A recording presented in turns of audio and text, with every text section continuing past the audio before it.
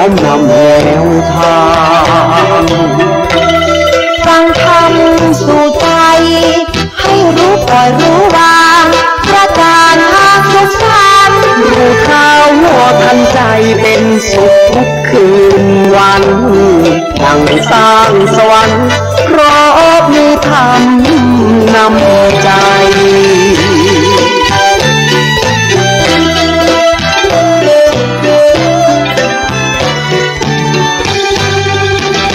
บรรณาการจากพระอาจารย์พระครูได้เผยแพร่ความรู้เชิดชูพระธรรมกระจ่างพระอาจารย์แก่นชี้ทางสว่างช่วยแนะนำแนวทางสว่างสงบร่มเย็นเชิญท่านมาฟังให้หายเศร้าโศกลำเค็ญร่มเย็นเพราะธรรมนำทา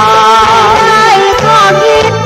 ให้พินิจพบแสงสว่างพระธรรมนำทางและพระธรรมนำใจ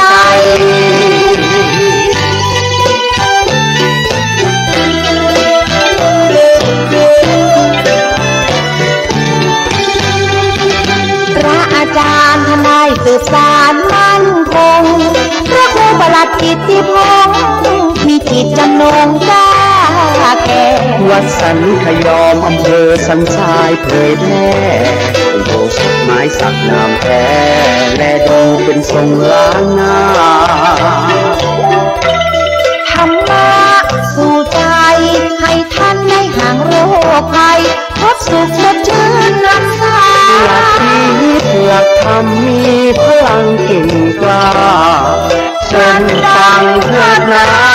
ธรรมะธรรมาสู่ใจ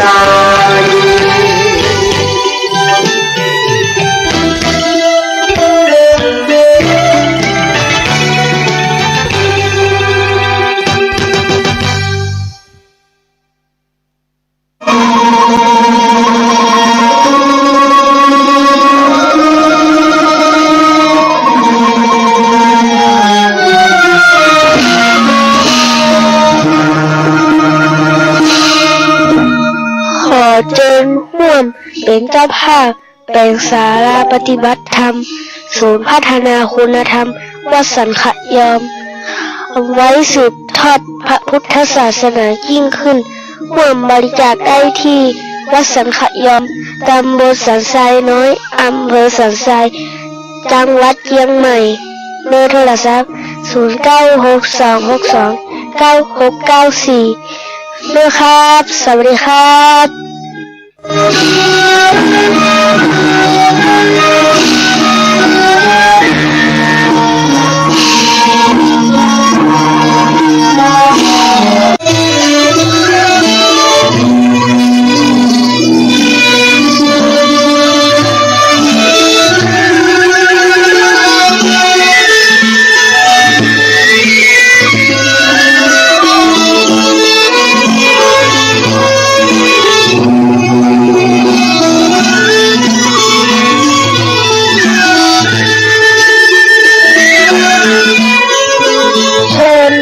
ทุกท่านรับฟังรายการธรรมะสู่ใจกับพระอาจารย์แก่นวัดสันขะยอมได้ณบัดนี้ครับ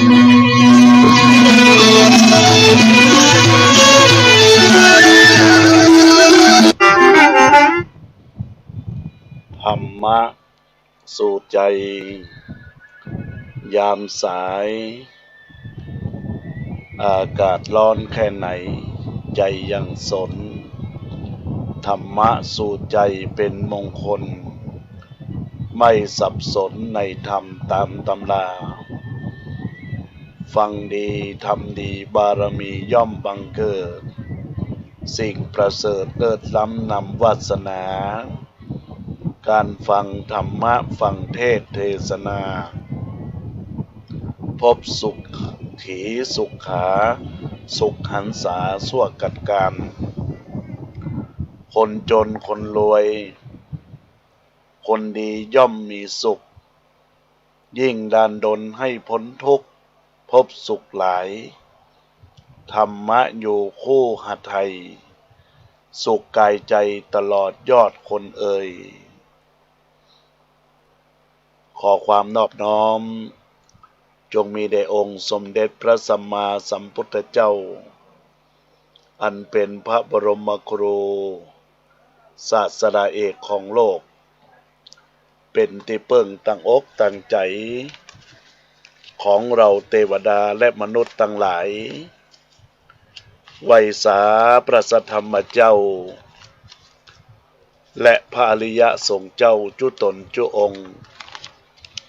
กราบนมัสการถวายความเคารพ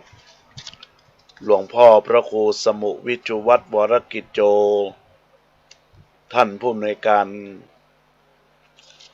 ขึ้นวิทยุเพื่อการศึกษาพระพุทธศาสนาและวัฒนธรรม FM 104.50 วัดฝ่ายหินท่านเจ้าวาดวัดฝ่ายหินที่เคารพอย่างสูงท่านพระครูสถิตธุราธร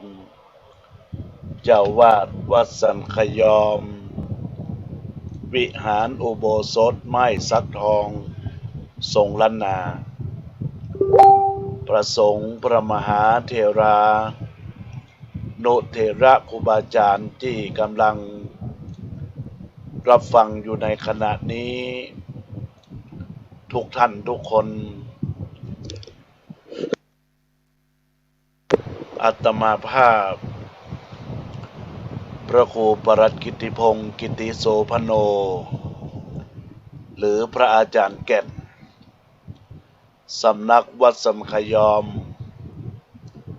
วิหารอุโบสถไม้สักทองทรงล้านนาจักได้นำศรัทธาญาติโยมเข้าสู่รายการธรรมะยามสายไปกับอาตมาภาพพระครูปรัตน์กิติพงศ์กิติโสพโนเป็นธรรมะบรรณาการพบปะกับบรรดาญาติโยมประจำวันอังคารเวลา9 โมงถึง10 โมงและวันพฤหัสบดีเวลาบ่ายโมงถึงบ่าย2 โมงพบกันใน FM 104.50 วัดฝ่ายหินได้รับความเมตตารับสัญญาณจากการ Facebook ไลฟ์ KITTIPONG กิตติพงศ์ KITTISOPANO กิตติโสพโนแล้วบรรดาญาติโยมสามารถรับฟังย้อนหลังรายการได้จาก Facebook ธรรมะภาคเหนือธรรมะภาคเหนือเพิ่นจะนำไปลงใน YouTube ในส่วนของการกระทำด้านเผยแพร่ธรรมด้านประเพณีวัฒนธรรมอันดีงามที่บรรดาญาติโยมจะต้องรับฟังหลักคำสอนแห่งองค์สมเด็จพระชินวรสัมมาสัมพุทธเจ้าก็สามารถย้อนรับฟังใน YouTube ของธรรมะภาคเหนือใน Facebook ของเพิ่นเป็นผู้ที่สร้างสรรค์กุศลและเจตนาที่ดีแล้วก็ต้องขอขอบคุณกับทางเจ้าของ Facebook ธรรมะภาคเหนือตัวยที่ได้มีการรับสัญญาณแล้วก็นำไปลง YouTube ลงใน Facebook เป็นการเผยแพร่ธรรมประกาศธรรมอันดีงดงามเกิดขึ้นในวิถีชีวิตของบุรศรัทธาญาติโยมสาธุชนพุทธบริษัทเหล่าท่านทั้งหลายบรรดาญาติโยมสาธุชนพุทธบริษัททั้งหลายที่ได้รับฟังอยู่ทางบ้านรับฟังจากขึ้นวิทยุ รับฟังจากเฟซบุ๊กไลฟ์ของอาตมาภาพก็ดี ในโอกาสนี้ก็ถือว่าเราตัดสักหลายได้กระทำบำเพ็ญบุญกุศลอันเกิดจากจิตจากใจของเราท่านทั้งหลายอันเป็นการสร้างสรรค์บารมีแห่งธรรมการสร้างสรรค์แห่งบารมีแห่งกุศลในการพัฒนาตัวเองไปสู่ความเจริญก้าวหน้าความรุ่งเรืองแห่งชีวิตก็จะจ้องมีหลักธรรมเพราะว่าหลักธรรมนั้นบรรดาญาติโยมอุบาสกอุบาสิกาเราท่านทั้งหลายต้องมั่นพินิจพิจารณาถึงความเป็นจริงถึงความเป็นอยู่ของชีวิตคือเฮาท่านทั้งหลายได้เกิดผลประสิทธิพรเกิดการพัฒนาตัวตนคือมีลักษณ์ดีงามมุ่งมั่นพัฒนาชีวิตไปสู่ผลของความสำเร็จในชีวิตด้านหน้าที่ด้านการจัดการงานทุกอย่างจะต้องมุ่งมั่นตั้งสติไว้อย่างดีงามบรรดาญาติโยมอุบาสกอุบาสิกาท่านทั้งหลายธรรมะในแต่ละรายการของพระเจ้าประสงค์ที่ได้จัดรายการทั้งในคลื่นวิทยุ FM 104.50 ก็ดีนั้นทั้งใน96 FM 96วัดพระธาตุดอยสุเทพสิ่งเหล่านี้ได้ประจักษ์ให้บรรดาญาติโยมได้ฟังแล้วก็ญาติโยมก็ฟังแล้วก็บ่มเพาะความสุขความดีความงามของเฮาเพิ่มมากที่สุดเหมือนหลักที่กล่าวว่าสารธรรมนำมาสุขคิดแต่ละชีวิตจำต้องแก้ไขไม่มากก็น้อยแก้ไขกันไปให้ได้สดใสปลอดภัยทุกอย่างผิดมากผิดน้อยถ้ารู้ว่าผิดให้มันพินิจตั้งจิตแก้ไขมโนมันาต่างให้ปลอดภัยให้สุขสดใสได้รสพระธรรมธรรมะทั้งหลายทำให้ก่อเกิดสุขชีวิตลมลุกให้ได้สดใสพระพุทธพระธรรมพระสงฆ์ธงชัยชีวิตย่อมปลอดภัยทุกคนสุขใจอยู่ในน้ำธรรมน้ำธรรมคำสอนบวรพุทธะทุกคนอย่าละให้มันศึกษามันสนทนาปัญญาแจ่มแจ้งไม่แล้งน้ำใจโชคดีสดใสย่อมไร้กังวลตนเตียนตนนั่นดีที่สุดเกิดเป็นชาวพุทธบริสุทธิ์มีศีลสำรวมสังวรหูตาได้ยินสิ่งใดผิดศีลพินิจไตร่ตรองเอาสิ่งที่ดีเข้าสู่สมองความดีงามเป็นคันลองชีวิตผุดผ่องไม่มัวหมองญาติโยมสาธุชนเต้าตั้นทั้งหลายในโอกาสที่ได้กลไกหลักธรรมนำมาพัฒนาตัวตนของเราท่านทั้งหลายเป็นธรรมะให้บรรดาญาติโยมได้ฉุกคิดได้พินิจพิจารณาถึงความแท้จริงถึงสติปัญญาเหมือนคำที่กล่าวว่าเปลี่ยนคำว่าด่างให้เป็นสติเปลี่ยนคำตำหนิให้เป็นวิชาเปลี่ยนคำดูถูกให้เป็นปรัชญาเปลี่ยน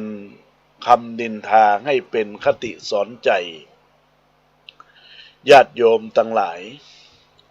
เมื่อเรารู้ใจตัวเองทำอะไรมันก็ได้ ถ้าเราเข้าใจตัวเองทำอะไรมันก็เป็น เมื่อเราท่านทั้งหลายทำอะไรอย่างก็ตามที่เป็นการเห็นจกเห็นใจทำอะไรอย่างก็ถูกเมื่อเราผูกใจทำอะไรอย่างก็ติดเมื่อเราพิจใจทำอะไรอย่างก็คัดเมื่อเรามัดใจตัวเองให้ได้ก็เป็นผลดีเมื่อเรามีใจก็ให้ผู้อื่นโดยการให้อย่างไม่ทักท้วงและไม่มีสภาวะที่ก่อเกิดในการที่ว่าเน้นในเรื่องของตัวตนของเราเน้นในเรื่องของการได้รับแล้วตอบแทนหวังผลตอบแทนในญาติโยมเหนื่อยใจก็ทำให้เฮานั่นท้อเราจะไปท้อไปถอยเราจะต้องมีการพอใจทำอะไรอย่างก็มีความสุขเมื่อเราถูกใจ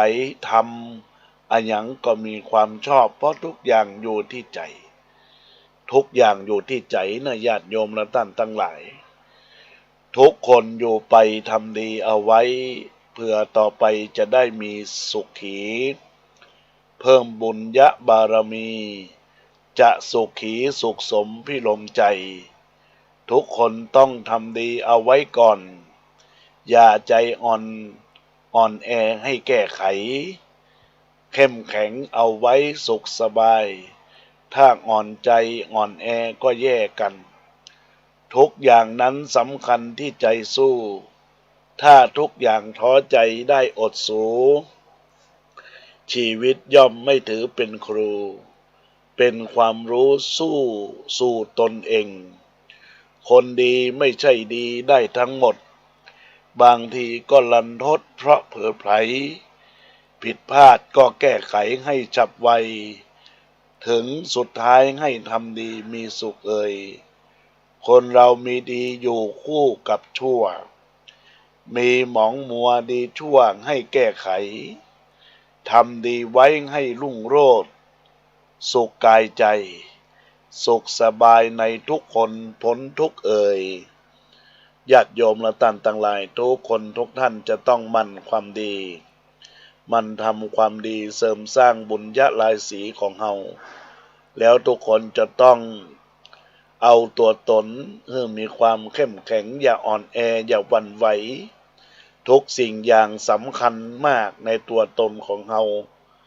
เวลาที่เราทำผิดก็ยกสิ่งเหล่านี้มาเป็นครูเวลาที่เราทำอะไรอย่างแล้วมีความสำเร็จก็ยกตัวอย่างเหล่านี้เพื่อไปพัฒนาจิตใจของเราความดีบ่ใจดีที่ตัวตนของเฮานะญาติโยมทั้งหลายอยู่ที่ความคิดอยู่ที่การพูดอยู่ที่การวาจาคิดดีทำดีปฏิบัติดีคนเราก็จะมีดีทุกอย่างทุกประการถ้าเน้นแต่การทำความชั่วโดยการติฉินนินทาเหล่าหน้าจาควันทุกอย่างเป็นสิ่งที่บดีแล้วนะญาติโยมเราท่านทั้งหลายก็ต้องพัฒนาตัวตนคือตัวตนนั้นได้มีสิ่งที่เป็นข้อยับยั้งชั่งคิดยับยั้งชั่งคิดเป็นการก่อซึ่งสติและจะก่อเกิดปัญญาคือสิ่งที่ควรรู้ที่ควรเห็นเป็นสิ่งที่เรารู้แล้วในความรอบรู้ทำอะไรอย่างก็ตามญาติโยมทั้งหลายจะต้องพึ่งพาตัวเองถ้าพึ่งพาตัวเองบ่ได้แล้วก็ก้อยขอให้คนอื่นได้ช่วยได้เหลือหรือว่าเรากระทำอะไรอย่างก็ตามญาติโยม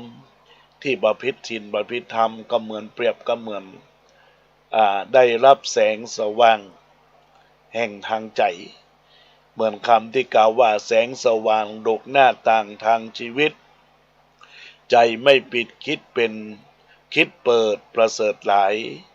ตราบใดปุถุชนต้องวุ่นวายทำไงได้ตามกาลเวลา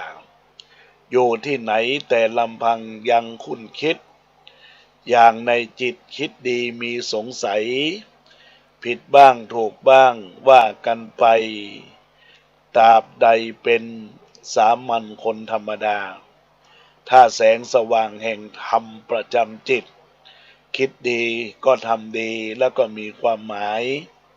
โลกนี้คงดีไม่วุ่นวายธรรมะสู่ใจนำความสุขสู่ทุกคนบรรดาญาติโยมสาธุชนพุทธบริษัททั้งหลายในโอกาสที่บรรดาญาติโยมสาธุชนได้ตั้งอกตั้งใจรับฟังก็ขอให้คอยติดตามรับฟังเพื่อเป็นตัวบังคับจิตบังคับใจให้มุ่งหวังรับฟังอะไรโดยเหตุด้วยผลก็ให้พิจารณานะญาติโยมเดี๋ยวมันได้ผลในความจริงแล้วก็นำไปใช้ในชีวิตประจำวันของมุราศรัทธาญาติโยมอุบาสกอุบาสิกาทายกทายิกาศรัทธานาบุญและท่านทั้งหลายหลักของการที่เราเกิดมาเป็นมนุษย์จะต้องมีจิตใจที่สูงเป็นจิตใจที่มั่นคงการมั่นคงและจิตใจที่จะบริสุทธิ์จิตใจจะดีจะงามนั้นก็อยู่ที่เราฟังอยู่ที่เราคิดก็ทำให้เกิดฤทธิ์ทางปัญญาพระพุทธองค์ทรงตรัสไว้ว่าสุสูสังละปะเตปัญญังแปลใจความว่าเมื่อเราฟังด้วยดีก็ย่อมจะเกิดกุศลจะย่อมเกิดปัญญาฮือกับตัวเฮาในญาติโยมแล้วก็คำว่าสุสูสังละปะเตปัญญังแปลใจความว่าการฟังด้วยดีก็ย่อมได้ปัญญาฟังด้วยดีแล้วก็จะต้องฟังแล้วก็ต้องคิดพินิจเนื้อหาปัญญาก็จะเกิดผู้ฉลาดจะรู้จากการฟังเขาจะฟังถูกวิธีฟังดีฟังเป็นเขาจะเห็นประโยชน์ญาติมิตรศรัทธาฟังพระสงฆ์เทศนาธรรมญาติพี่น้องฟังพ่อแม่แนะนำพร่ำสอนนักเรียนฟังครูอาจารย์ถ่ายทอดวิชาการรัฐบาลฟังการอภิปรายของฝ่ายค้านนี่คือการที่เราเรียกว่าวิธีการที่จะฟังแล้วพิจารณาไปโดยหลักแห่งการถูกต้องวิถีของความดีแล้วก็ฟังแล้วในญาติโยมและท่านทั้งหลายจะต้องฟังให้เป็นเข้าสู่ประโยชน์ของเราและเราตัวท่านทั้งหลายคือมันมีประโยชน์แล้วก็บรรดาญาติโยมการที่เราได้รับฟังแล้วจะมีความคิดเกิดฤทธิติจะทางปัญญาถ้าคนเหล่านี้ฟังพูดถูกวิถีฟังดีถูกหลักเข้าเหล่านั้นได้รับประทานประโยชน์จากการฟังอย่างมหาไทยอย่างมหาศาลได้แก่ฟังแล้วคิดเขาจะพิชิตศัตรูฟังถูกวิธีฟังแล้วปฏิบัติเพราะจะขจัดศัตรูฟังดีถูกหลักฟังแล้วนิ่งเฉยเขาจะละเลยศัตรูก็ขอให้ฟังบ่เกินฟังบ่เป็นฟังแล้วทำยิ่ง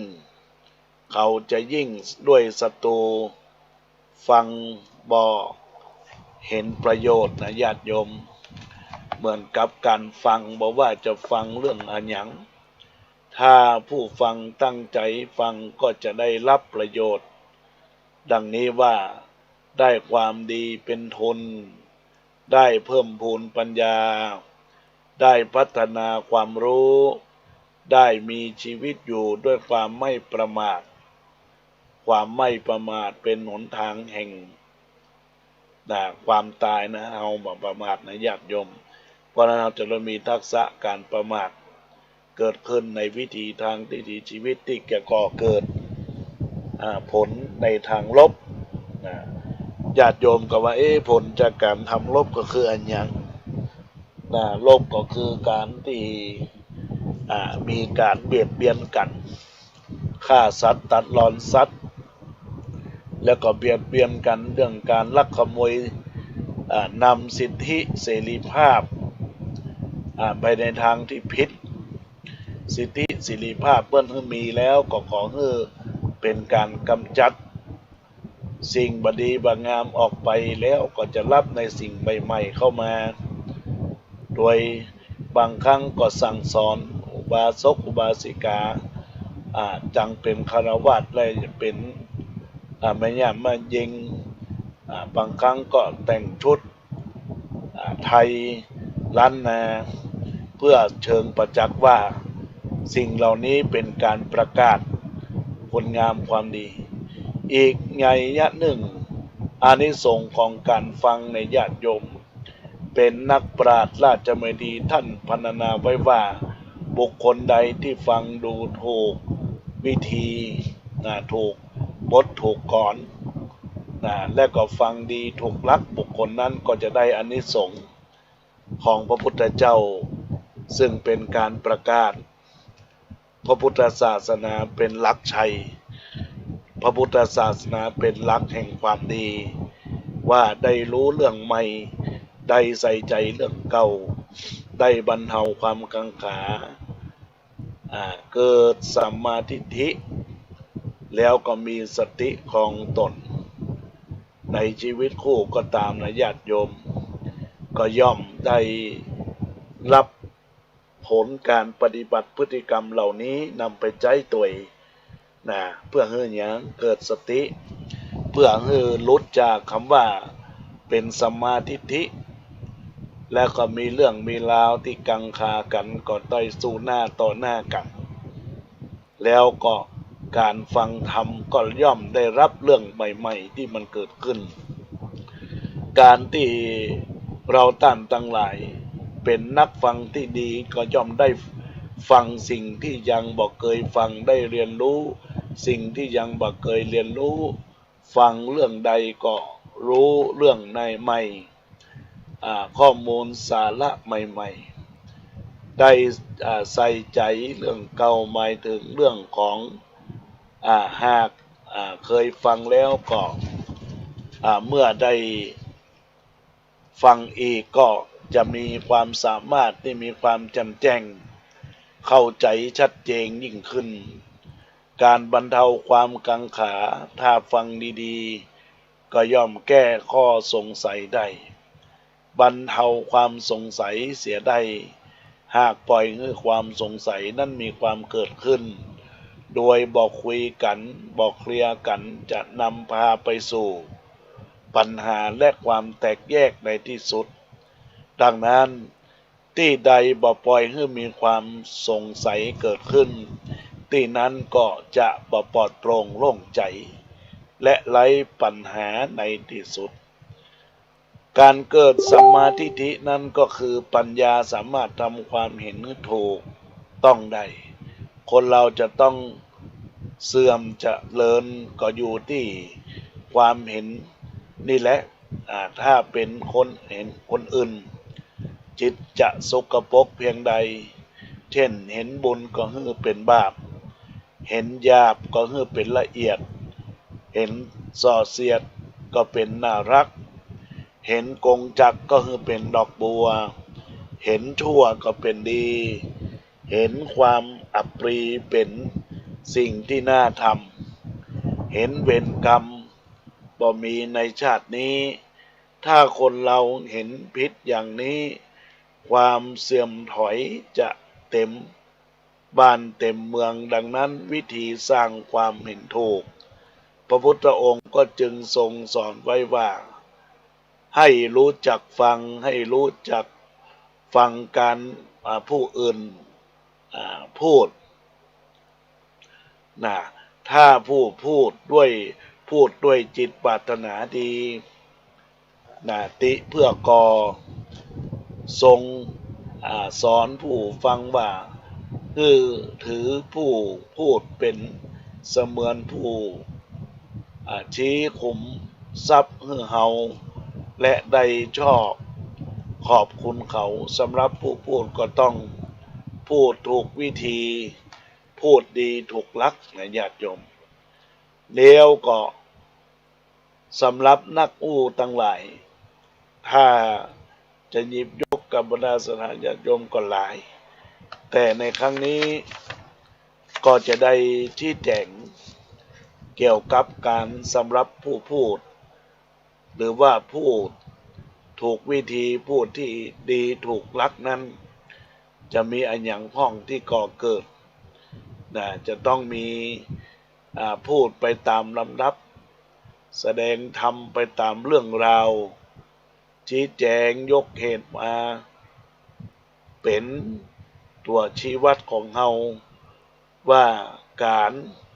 ที่เราท่านทั้งหลายได้รับฟังไปธรรมะไป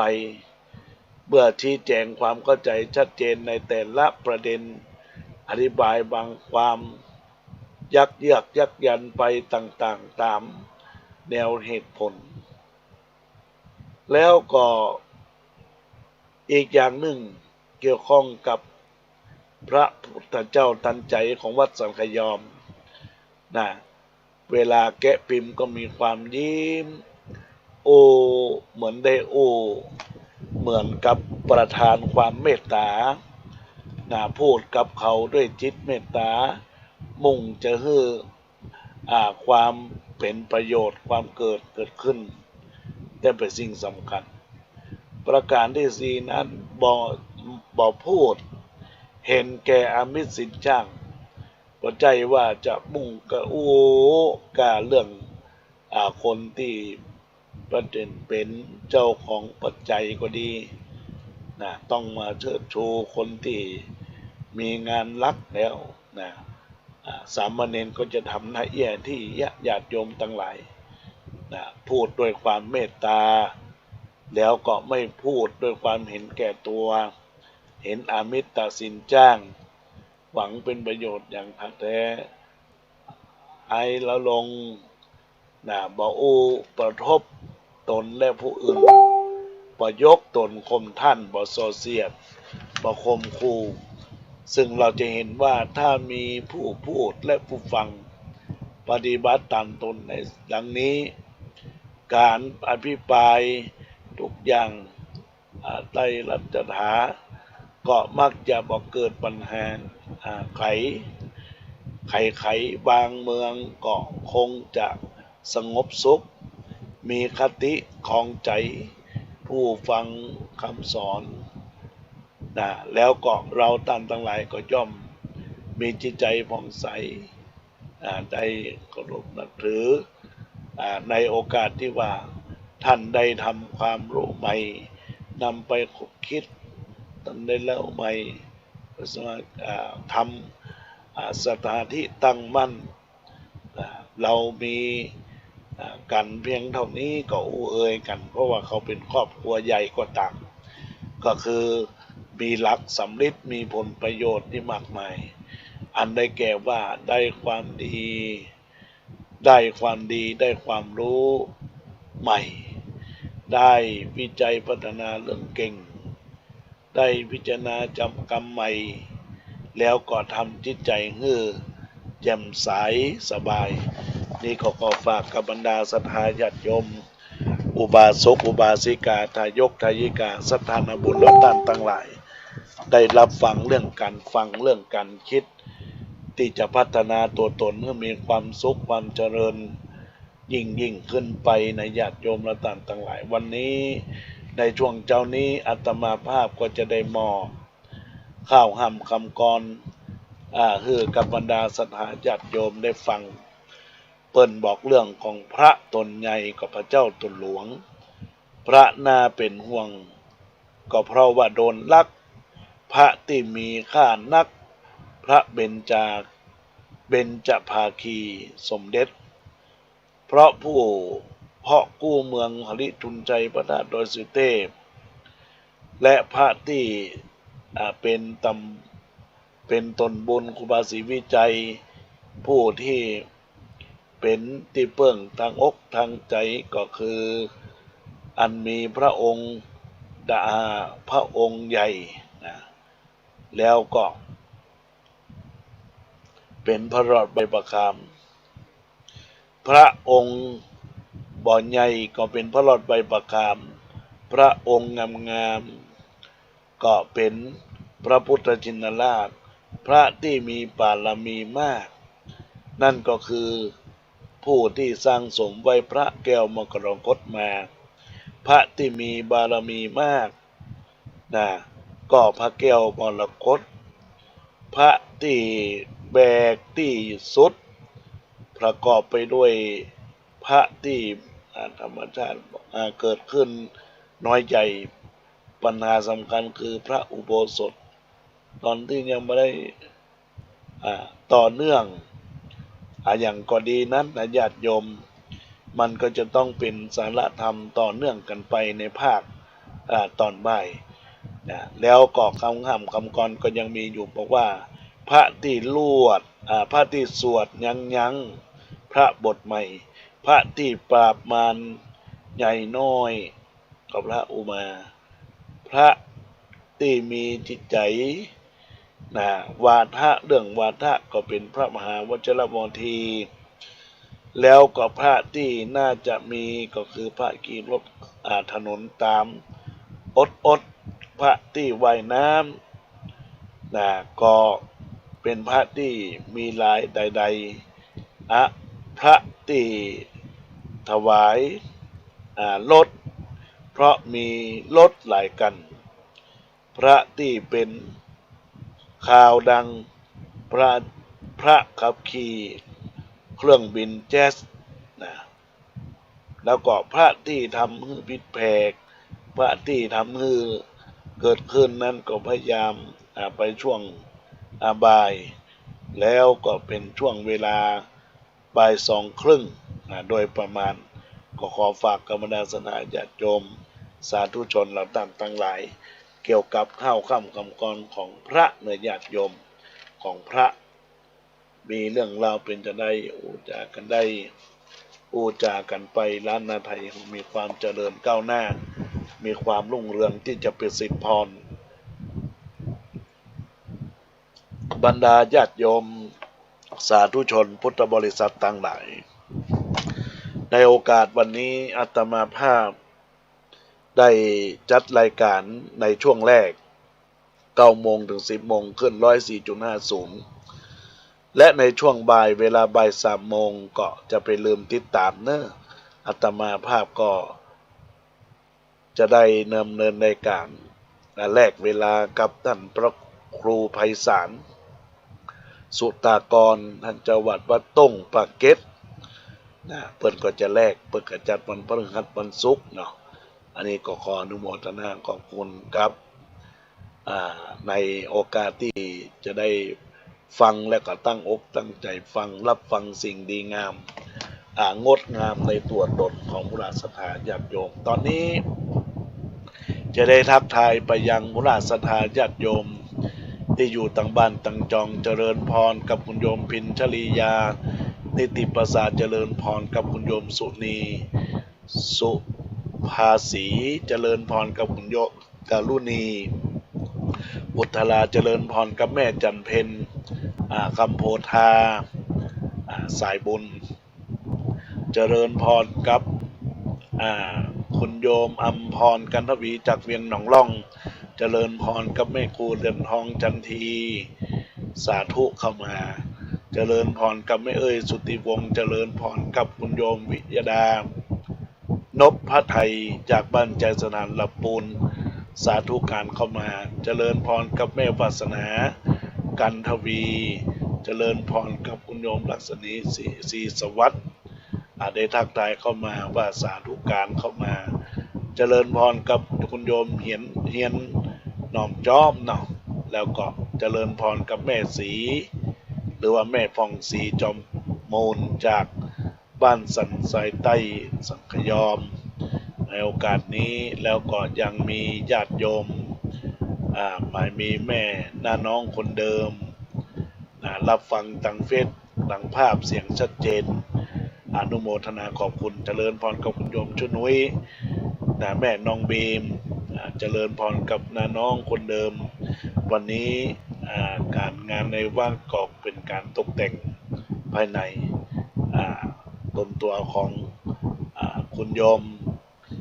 ก็ได้นำสิ่งดีงามพัฒนากับห้องน้ำห้องท่าก็ดีก็จะได้เกิดเป็นบุญเป็นกุศลเจริญพรกับคุณโยมชื่อนุ้ยแม่น้องบีมเจริญพรกับน้าน้องคนเดิมแล้วก็ได้กราบสมาการนมัสการเข้ามาอนุโมทนาเจริญพรกับพ่อนานอินสมตะปิน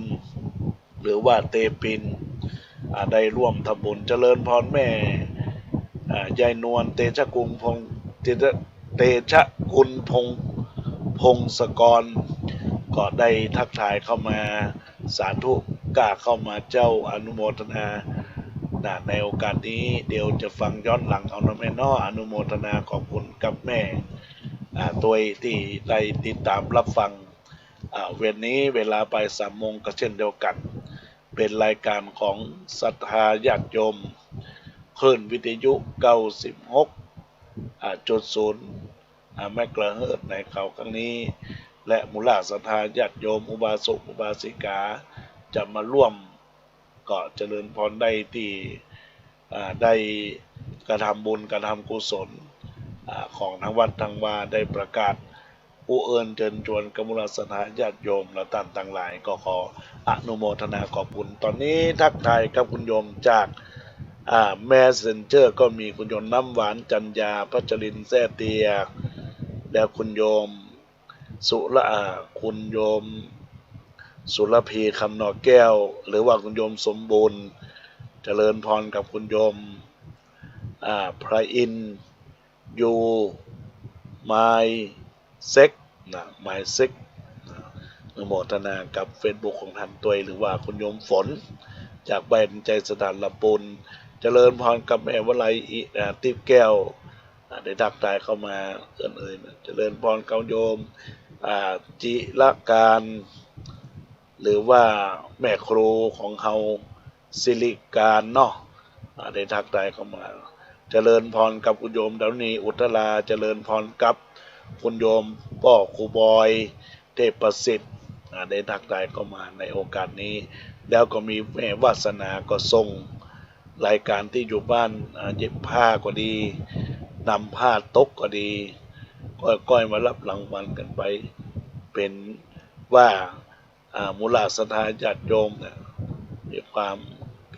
เก่งหัวเก่งใจบอกกล้าที่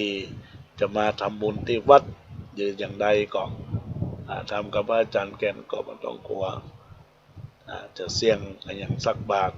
เพิ่นจะหาเงินมานำมาทอดในโอกาสนี้ก็ขอเจริญพรกับมูลศรัทธาญาติโยมได้เปิดสายหน้าใหม่ที่เบอร์โทรศัพท์0962629694ก็ทักทายเข้ามาเนื่องญาติโยมท่านทั้งหลายในโอกาสวันนี้ที่ได้ดำเนินรายการมาเก็บท้ายชั่วโมงและญาติโยมท่านทั้งหลายก็เจริญพรกับบุรศรัทธาญาติโยมสาธุชนพุทธบริษัทเราเจ้าข้าทั้งหลายได้มีความตั้งอกได้มีความตั้งใจตอนนี้จะเปิดสายหน้าไมค์เนอร์ญาติโยมที่เบอร์โทรศัพท์0962629694ทักทายเข้ามาเอ่ยอู้จาเข้ามาได้เนอะเป็นบุญเป็นกุศลกับทุกคนทุกท่านที่มีความตั้งอกในมีความตั้งใจอยากจะร่วมพัฒนาจิตพัฒนาใจฝึกเปอเตรียมเนื้อเตรียมตัวบันได้เข้าวัดได้ว่ามีโอกาสเวลาเข้าวัดเข้าว่าปีไหนครั้งเดียวมันก็เกิดบารมีสังสมแต่ถ้าหากว่าทำวันเว้นวันประทับตามเพิ่นจะต้องมีการปรับ ปรุงแก้ไขลักษณะของการสร้างความดีต่อไปดังนั้นแล้วก็ขออนุโมทนาขอบคุณกับกุศลเจตนาของคณะสัตยาติโยมที่ได้รับฟังอยู่ทาง Facebook ไลฟ์ได้รับฟังจากคลื่นวิทยุก็โทรศัพท์เข้ามาได้เบอร์โทรศัพท์0962629694ตอนนี้เจริญพรกับคุณโยมพัชริน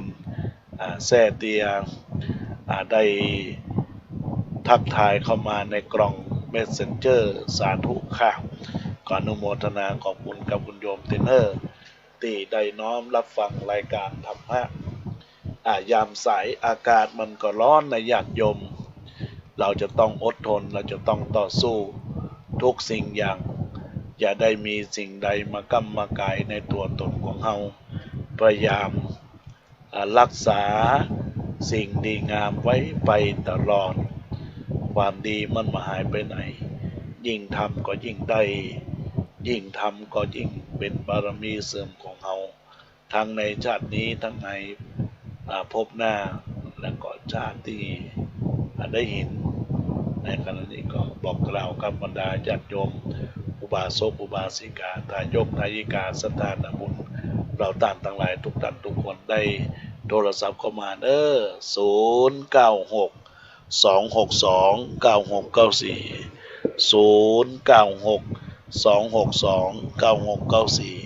ทักทายเข้ามาได้ในญาติโยมและท่านทั้งหลายอัตมาภาพก็จะได้รับสายหน้าใบ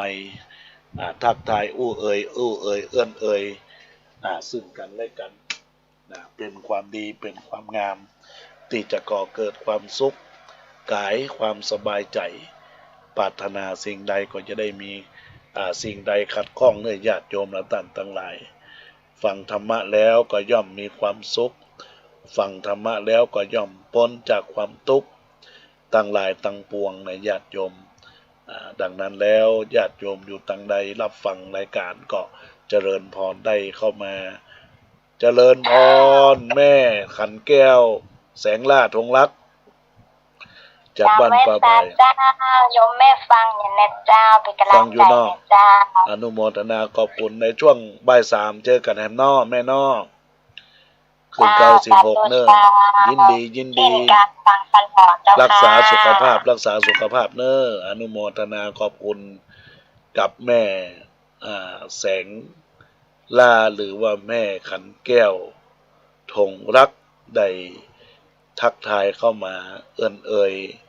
ในรายการเข้ามาแล้วก็อนุโมทนาขอบคุณกับญาติโยมอุบาสกอุบาสิกาทายกทายิกาเราท่านทั้งหลายที่ได้รับฟังอยู่ในขณะนี้สิ่งไหนที่เป็นศีลธรรมสิ่งไหนที่เป็นบุญสิ่งไหนที่เป็นกุศลก็ขอให้จงมีมาบังเกิดในตัวตนของเราท่านทั้งหลายให้มีความสุขความเจริญยิ่งขึ้นไปนะญาติโยมท่านทั้งหลายตอนนี้ก็มีโอกาสเวลาก็ทักทายเข้ามาที่เบอร์โทรศัพท์096-262-9694ทักทายเข้ามาในรายการธรรมะยามสายใกล้จะออกรายการแล้วญาติโยมทั้งหลายก็เจริญพร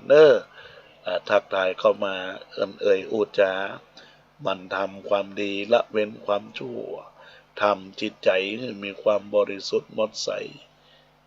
แล้วก็ความดีก็จะเกิดเป็นผลพัฒนาการกับตัวเราทุกท่านทุกคนก็ขออนุโมทนาขอบคุณกับญาติโยมที่ได้กดไลค์กดแชร์ในโอกาสนี้หลายรูปหลายท่านหลายองค์ได้กดแชร์เข้ามาก็เจริญพรกับอนุโมทนาขอบคุณกับแม่ยายนวลเตชะกุลพงกรบอกว่าพระอาจารย์แก่นแม่จะร่วมทำบุญสังฆทานชุด1.300และจะถวายปัจจัย200อนุโมทนา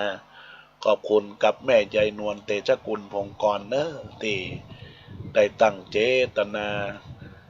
จะร่วมสร้างบารมีธรรมในการแสดงมุทิตาจิตฉลองปริญญาพุทธศาสตร์ดุษฎีบัณฑิตสาขาวิชาพุทธศาสนาของมหาวิทยาลัยมหาจุฬาลงกรณราชวิทยาลัยวิเขตเชียงใหม่ที่อาตมาภาพได้ไปร่ำเรียน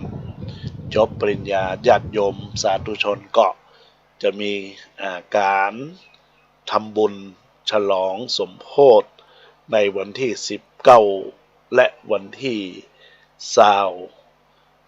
20 2 วันเนอะญาติโยมทั้งหลายก็เจริญพรญาติโยมทุกคนทุกท่านได้ร่วมเป็นเกียรติได้ร่วมแสดงมุทิตาสักการะต่อกันและกันก็จะเป็นคุณงามความดีอันจะบังเกิดกับตัวตนของเราท่านทั้งหลายอันมีมาซึ่งผลงานซึ่งผลความดีที่จะก่อเกิดความสุขกายสุขใจเพื่อมีพละอานิสงส์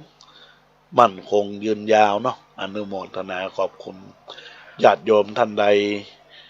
ที่อยากจะร่วมในส่วนของการแสดงมุทิตาจิตนี้ก็เจริญพรได้ทุกคนทุกท่านที่ได้รับฟังอยู่ในครั้นี้กันร่วมบุญร่วมกุศลได้ก็ขอเจริญพรทุกคนทุกท่านที่ได้รับฟังนะเพิ่นบอกว่าในส่วนของชีวิตความเป็นจริงแล้วทุกคนทุกท่านเราก็มีสิทธิ์ที่จะตามใจตัวเองได้ทุกอย่างแต่ว่าเราเลือกใดที่จะบ่ตามใจตัวเองทุกอย่างเพราะถ้าหากว่าเราตามใจตัวเองทุกอย่างเราก็จะเรียกว่าคนเอาแต่ใจตัวเองและถ้าการตามใจตัวเองมันเริ่มกระทบคนรอบข้างหรือสังคมเราก็เรียกว่าคนเห็นแก่ตัวการเห็นแก่ตัวก็ได้แก่แต่ต้องเห็นแก่คนอื่นพ่องพระพุทธเจ้าพระองค์ทรงสอนเรื่องการฮือตานบ่ได้มีไว้เพื่อบนบานสารกล่าวแค่มีไว้เพื่อลดความตณีภายในใจรู้จักมอบความรักความเมตตาคือเพื่อนร่วมโลกก็จะอยู่กันได้อย่างผาสุกอันนี้ก็เป็นสิ่งสำคัญที่เราท่านทั้งหลายจะได้ยกจิตยกใจให้มันสูงขึ้นยกจิตยกใจให้มันสูงขึ้นนั้นก็เป็นบารมีอันจะสร้างสรรค์กับตัวตนของเราเพราะฉะนั้นแล้วก็ขอฝากธรรมะให้กับบรรดาญาติโยมอุบาสกอุบาสิกาทายกทายิกาศรัทธานาบุญเราต้านทั้งหลายทุกคนทุกท่านที่แนะน้อมรับเจริญพรกับคุณเจ้าของ Facebook หนุ่มละปูนคนเมืองได้ทักทายเข้ามาใน Facebook หรือว่าท่านพศอาจารย์เพลินยาวิชัยนักวิชาการชำนาญการของมหาวิทยาลัยมหาจุฬาลงกรณราชวิทยาลัยได้ทักทายเข้ามาในกล่องข้อความตอนนี้อาตมาภาพก็คงจะได้ปัญใจให้บรรดาญาติโยมในช่วงบ่าย3ก็ทักทายเข้ามาติดตามรายการกันได้ในญาติโยมและท่านทั้งหลายก็จะเป็นบุญเป็นกุศลกับกุศลศรัทธาญาติโยมทุกคนทุกท่านที่รับฟังรายการในวันนี้ก็ขออ้างเอาแห่งคุณพระศรีรัตนตรัยอันมีคุณพระพุทธอันมีคุณพระธรรมอันมีคุณพระสงฆ์จงช่วยปกปักคุ้มครองรักษาบรรดาญาติโยมให้มีอายุวันนะสุขะพละธนสารสมบัติคุณสารสมบัติทุกท่านทุกคนแม้นว่าท่านทั้งหลายได้มีความตั้งเจตนารมณ์สิ่งใดก็ขอสมความปรารถนา จุเยี่ยงทุกประการโดยทั่วกันเทยเทินอายุวันโนสุขังปะลัง